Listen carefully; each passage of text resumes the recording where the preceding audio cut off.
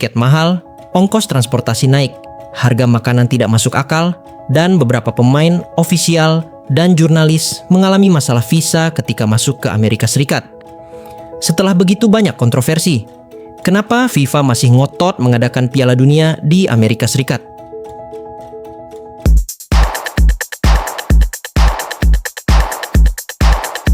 Amerika adalah pasar terbesar yang belum sepenuhnya berhasil ditaklukkan oleh sepak bola. Di hampir seluruh dunia, sepak bola adalah raja.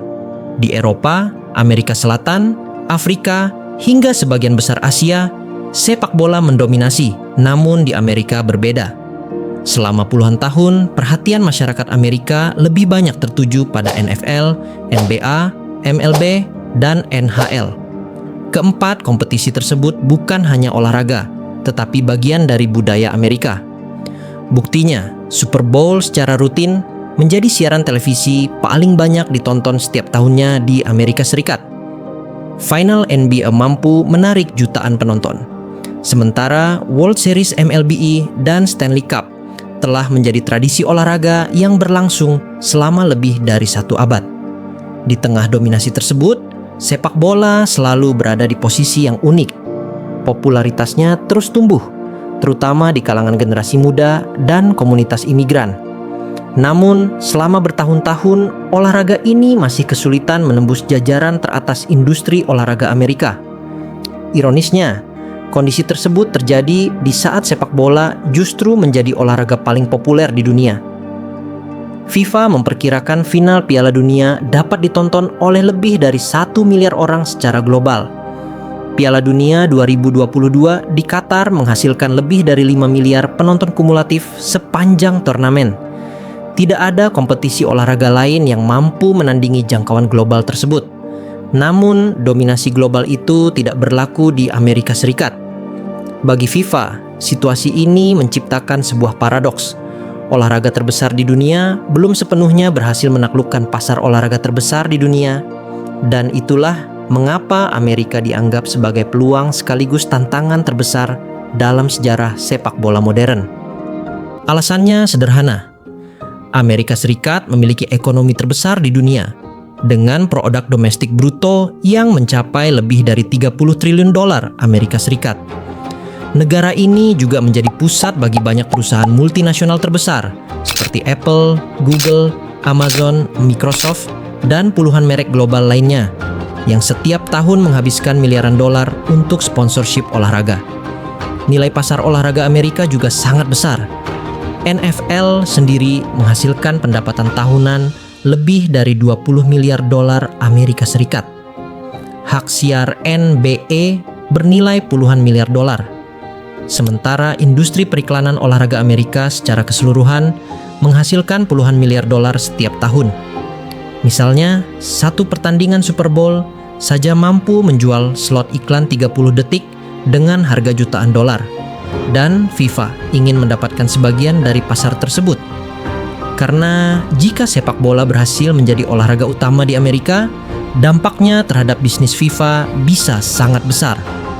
Faktanya, FIFA sendiri mengakui bahwa ekspansi ke Amerika menjadi salah satu alasan utama meningkatnya pendapatan mereka. Dalam siklus 2023 hingga 2026, FIFA awalnya memproyeksikan pendapatan sebesar 11 miliar dolar.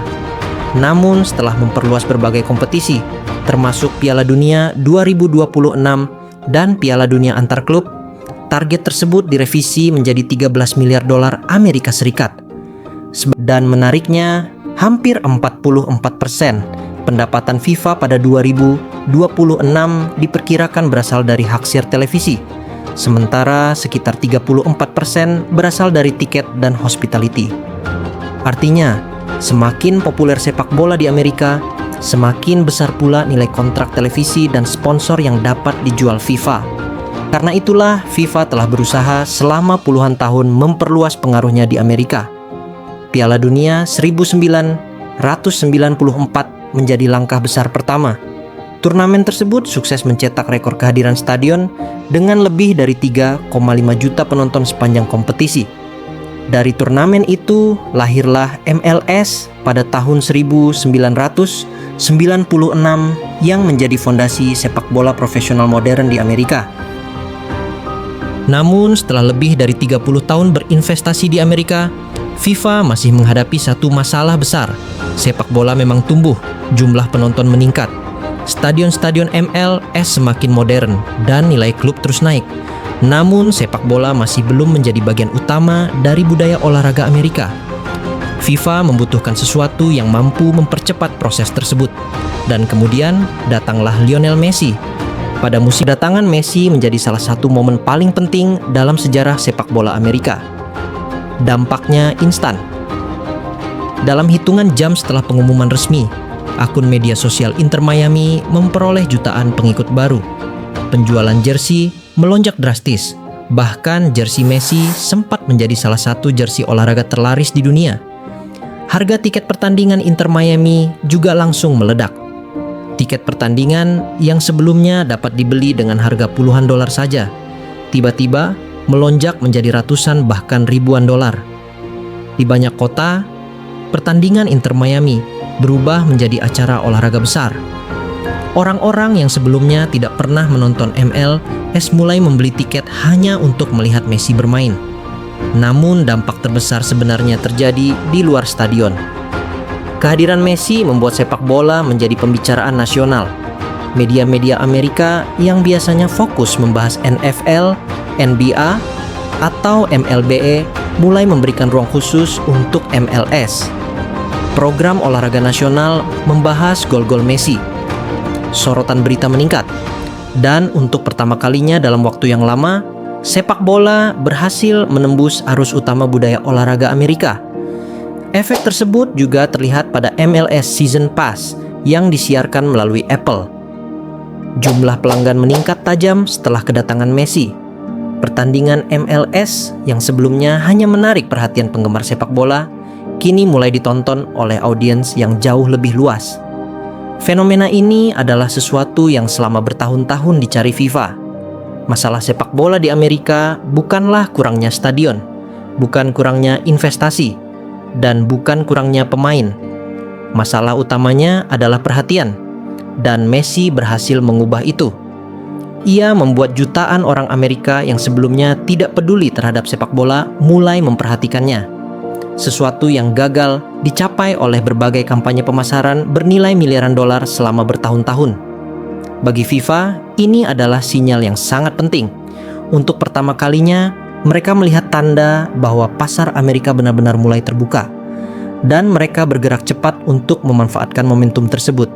Dalam rentang waktu yang sangat singkat, Amerika Serikat menjadi tuan rumah 3 turnamen sepak bola besar di dunia. Copa Amerika 2024, Piala Dunia Antar Klub 2025, dan Piala Dunia 2026.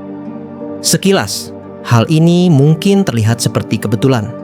Namun, jika diperhatikan lebih dekat, pola tersebut menunjukkan sesuatu yang jauh lebih besar. Sepak bola dunia sedang melakukan investasi besar-besaran di Amerika Serikat. Selama bertahun-tahun, FIFA memahami bahwa popularitas sebuah olahraga tidak dibangun hanya melalui iklan atau kampanye pemasaran. Popularitas dibangun melalui pengalaman, melalui pertandingan besar, melalui momen yang menciptakan kenangan. Dan tidak ada cara yang lebih efektif untuk menciptakan pengalaman tersebut selain dengan membawa turnamen terbesar langsung ke depan mata masyarakat Amerika. Itulah sebabnya Amerika tidak hanya mendapatkan 1 turnamen, mereka mendapatkan 3 turnamen besar secara beruntun. Tujuannya sederhana, FIFA ingin menciptakan kebiasaan. Mereka ingin memastikan bahwa masyarakat Amerika tidak hanya menonton 1 pertandingan sepak bola, tetapi terus-menerus terpapar oleh sepak bola selama bertahun-tahun. Dalam dunia bisnis olahraga, perhatian adalah aset paling berharga. Semakin sering seseorang menonton pertandingan, semakin besar kemungkinan ia membeli tiket. Semakin besar kemungkinan ia berlangganan layanan streaming. Semakin besar kemungkinan ia membeli jersey, merchandise, atau mengikuti klub dan pemain favoritnya. Dengan kata lain, setiap turnamen bukan hanya sebuah kompetisi, tetapi juga alat akuisisi penggemar baru. dan jumlah penggemar baru yang bisa diperoleh dari Amerika sangatlah besar. Saat ini, populasi Amerika Serikat mencapai lebih dari 340 juta orang. Bahkan jika hanya sebagian kecil dari mereka menjadi penggemar sepak bola aktif, dampaknya terhadap industri sepak bola global bisa bernilai miliaran dolar. Lebih banyak penonton berarti lebih banyak sponsor. Lebih banyak sponsor berarti kontrak komersial yang lebih besar.